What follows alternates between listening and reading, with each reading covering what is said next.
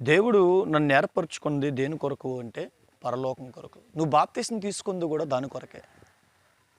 అది ఎలా మర్చిపోతున్నావు నువ్వు? ప్రియులారా, ఒకసారి ఆలోచించండి. ఆత్మీయ జీవితం బాగుండాలంటే దేవుడి నడిపింపులోనే అది సాధ్యం. దేవుడి నడిపింపు అనగానే మనకేం అర్థమవుతుందంటే శిక్షార్థమైన మార్గం కదా. భక్తులందరిని చూడండి. భక్తులందరిని మనం చూసినప్పుడు శ్రమలు లేకుండా ఎవరు దేవునికి ఇష్టడయ్యారు? కష్టాలు రాకుండా ఎవరు దేవుడితో సహవాసం కలిగి ఉన్నారు? మా ఆత్మీయ జీవితం బలంగా ఉండాలంటే శ్రమలు కూడా బలంగా ఉండాలి. శ్రమలు మనకి ఎన్నో పాఠాలు నేర్పుతుంది. శ్రమలు మనకెంతో జ్ఞానాన్ని ఇస్తుంది. శ్రమలు మనం లోకంలో దుష్టుని ఎదిరియటానికి శక్తినిచ్చిద్ది. శ్రమలు దుష్టుని చితక తొక్కడానికి శక్తినిచ్చిద్ది. శ్రమలు పాపంలో పడిపోకుండా చివరి వరకు వాక్యం నిలబెట్టిద్ది. మరి శ్రమలే లేకుండా మరి నాకు ఇష్టమైనట్టు నేను బ్రతకాలని మనం వెళ్ళిపోతే ఎంత ప్రమాదమో ఆలోచించండి పిల్లలు. ఆ శ్రమలే మన బంధువుల్లో ఎవరు ఎలాంటో తెలిసిపోయటం చేసిద్ది. వాళ్ళ కుట్రాలు తెలుస్తాయి, వాళ్ళ రాజకీయాలు తెలుస్తాయి. శ్రమలు లేకపోతే ఎవరు ఎలాంటోలో నీకు తెలియదు. ఎవరిని పడితే వాళ్ళు నమ్మేస్తావు, జీవితం నాశనం చేసుకుంటావు. అదే శ్రమలు ఉంటే మనుషుల స్వభావాలు అర్థమవుతాయి. ఎవరిని ఎక్కడ ఉంచాలో అక్కడ ఉంచుతావు. అమ్మో వీళ్ళు మోసగాళ్ళు, వీళ్ళు కుయుక్తి పరులు, వాళ్ళ హృదయంలో ఒకటి బయటకు ఒకటి ఉందని కనిపెడతావు. అదే శ్రమలు లేకపోతే వాళ్ళ హృదయంలో నువ్వు తెలుసుకో, వాళ్ళ పై మాటలు నమ్మేసి మోసపోతావు. అదే శ్రమలు ఏం చేస్తాయి చెప్పనా?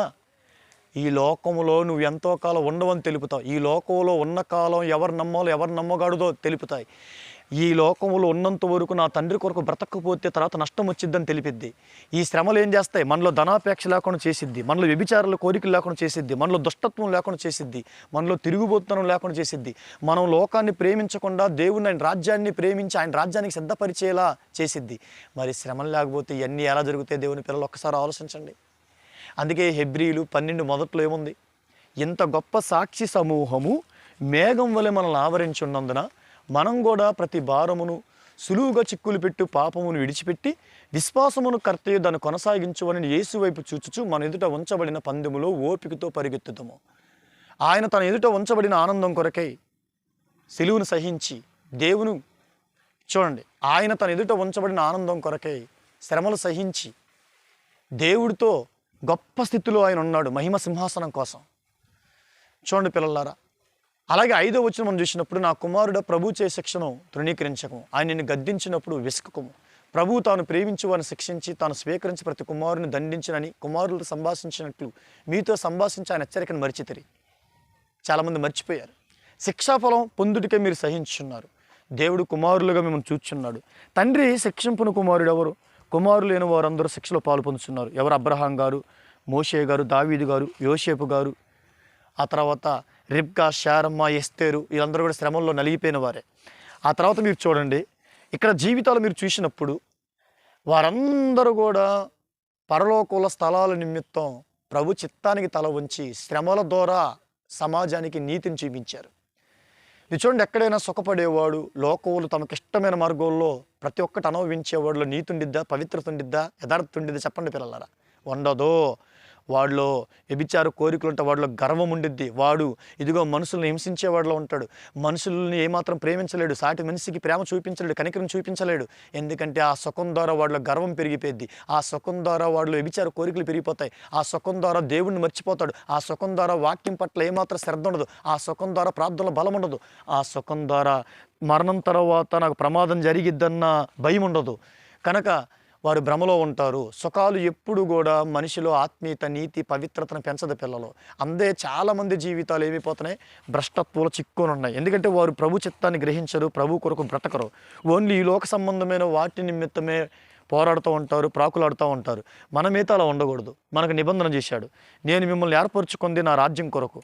అందుకే వాక్యాన్ని బాగా గ్రహించండి. రోమపత్రిక 8వ అధ్యాయం 17వ వచనంలో రాయబడిన మాట, మనం పిల్లలమైతే వారసులం, అనగా దేవుని వారసులం. క్రీస్తుతో కూడా మహిమ పొందుటకు ఆయనతో శ్రమ పడినట్ల క్రీస్తుతోటి వారసులం. యేసుక్రీస్తు మహిమలో పాలు పొందాలంటే ఆయనతో పాటు ముందు శ్రమ పడాలి, లేకపోతే మహిమలో పాలు లేదు. ఆ తర్వాత వచ్చిన అంటాడు, మనం పొందబో మహిమెదుట ఇప్పుడు కాలపు శ్రమలు ఎనదగినవి కావనించున్నాం. అంటే ఆ రాజ్యంలో వచ్చే ఆనందాన్ని ఈ లోకంలో ఉన్న శ్రమలు జ్ఞాపకం చేయవు. ఎన్ని పడ్డావు అంతకు రెట్టింపు ఆనందం ఆడున్నప్పుడు ఇంక ఈ దేవులతో పని ఏంటి చెప్పు? కొంతకాలం నువ్వు శ్రమైన ఓర్చుకొని నీతిలో నిలబడితే ఆ తర్వాత ఆనందం, ఆ తర్వాత ఈ బాధలు మనకు ఉండవు. కనుక ఎప్పుడు కూడా శ్రమకు భయపడక ఓర్పుతో ప్రభు చిత్తానికి తల ఉంచి ముందుకు సాగు. మత్తయి సువార్త 24:11 కూడా అనేకులైన అబద్ధ ప్రవక్తలు వచ్చి పలువురిని మోసపరిచెదరు, అక్రమ విస్తరించిన చేత అనేకులు ప్రేమ చల్లారును. అంతవరకు సహించేవాడెవడో వాడే రక్షింపబడును. అంతవరకు సహించాలి, అంతవరకు సహించాలి. ప్రభువే మనకు సహాయం చేసి నడిపిస్తూ ఉంటాడు పిల్లలు. ఫిలిప్పీలు 1:30 క్రీస్తునందు విశ్వాసం ఉంచుట మాత్రమే కాక ఆయన పక్షాన శ్రమ పట్టు మీకు అనుగ్రహింపబడి ఉన్నది. అంటే శ్రమ కూడా పడాలి.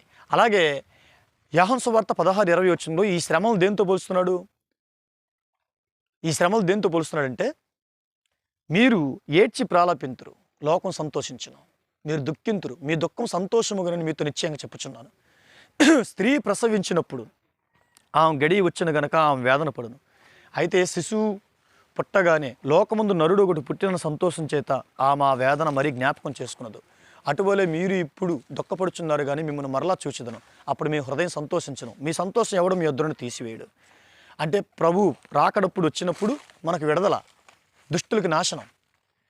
ఎవరికిష్టమైనట్టు వాడు లోకాన్ని అనుభవిస్తూ, లోకంలో తమకిష్టమైన సుఖాలు అనుభవిస్తూ పాపిష్టి పనులు చేసేవారికి నాశనం. దేవుడి చిత్తంలో నీతిగా పవిత్రంగా బ్రతుకుతూ శ్రమల్లో ముందుకు సాగుతున్న మనకు విడుదల, గొప్ప జీవితం, శాశ్వతమైన ఆనందం. మన ఆనందం ఎవరు తీసేయలేరు. ఎవరు తీసేయలేని ఆనందం రేపు తండ్రి తన రాజ్యం నాకు ఇచ్చేటప్పుడు ఈ శ్రమలకు భయపడక వెనకడిగేక విశ్వాసంతో ముందుకెళ్తే ప్రభువే నన్ను నడిపిస్తాడు, ప్రభువే నాకు సహాయం చేస్తాడు అన్న ధైర్యంతో ముందుకు సాగు.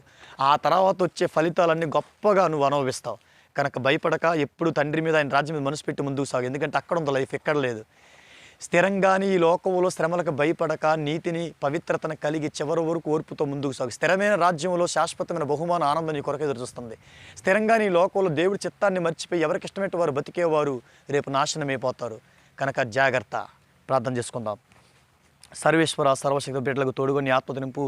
ఎప్పుడు కూడా సుఖాలు కోరి నీకు దూరం కాక శ్రమల్లో నీ చిత్తాన్ని తల ఉంచి ఆత్మీయంగా పవిత్రంగా బ్రతుకుతూ, లోకములో దుష్టులు మాయలో పడిపోక, కపటస్థులు మాయలో పడిపోక, చివరి వరకు శ్రమలతో జ్ఞానం నేర్చుకొని పవిత్రంగా బ్రతుకుతూ, బహురోషంగా బ్రతుకుతూ నీ రాజ్యంలో స్థలాలు సంపాదించుకునే విధానంగా బిడ్డలను వాడుకోమని ఈ ప్రార్థన కుమారుడు మరక్ష యేసుక్రీస్తును బట్టి అడిగి వేడుకున్న పరమ తండ్రి. ఆమేన్.